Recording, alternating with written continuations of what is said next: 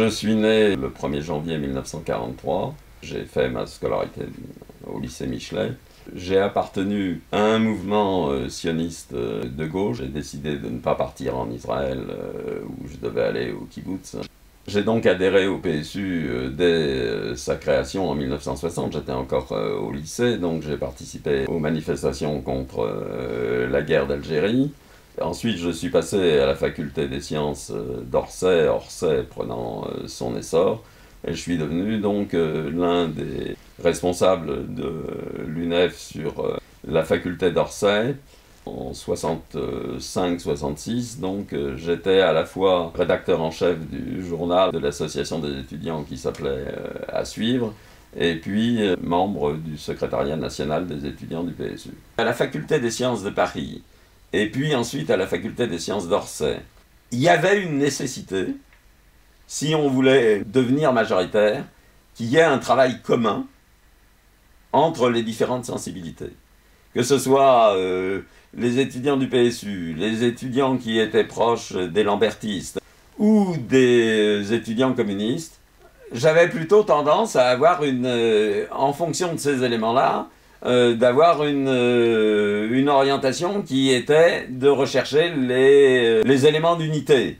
Donc en fait, il y avait une cassure idéologique vis-à-vis du PC, et puis de l'autre côté, une nécessité, si bien que, par exemple, au congrès de Grenoble, quand la délégation de l'association des étudiants d'Orsay est arrivée au congrès de Grenoble, Péninou s'est foutu de moi en me disant « Mais écoute, tu vois avec qui tu es, c'est complètement fantasque le groupe que vous formez ».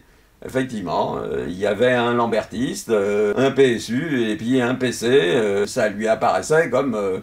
il ironisait et ça lui apparaissait comme complètement inconcevable qu'on se retrouve avec des gens qui arrivent à travailler ensemble de cette manière-là. En 68, je continuais à militer au niveau local, donc au PSU, sur la section d'Arcueil,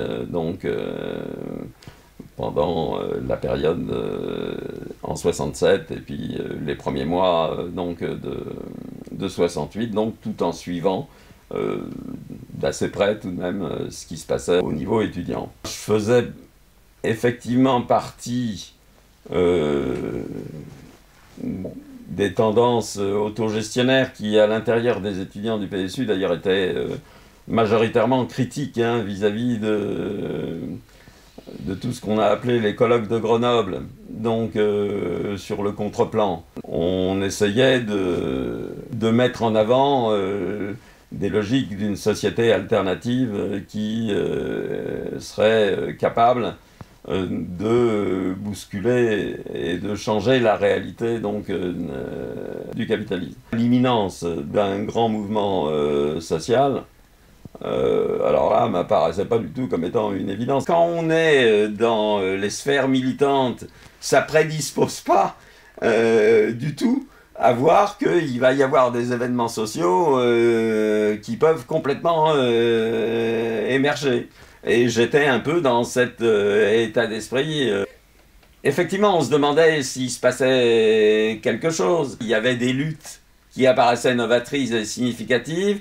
Il y avait des débats sur savoir quels allaient être les pôles centraux, sur qui s'appuyer pour une transformation qui serait une transformation radicale de la société. Chez moi, la vision pessimiste l'emportait sur les aspects qui laissaient prévoir qu'il y avait quelque chose qui pouvait émerger à un moment donné.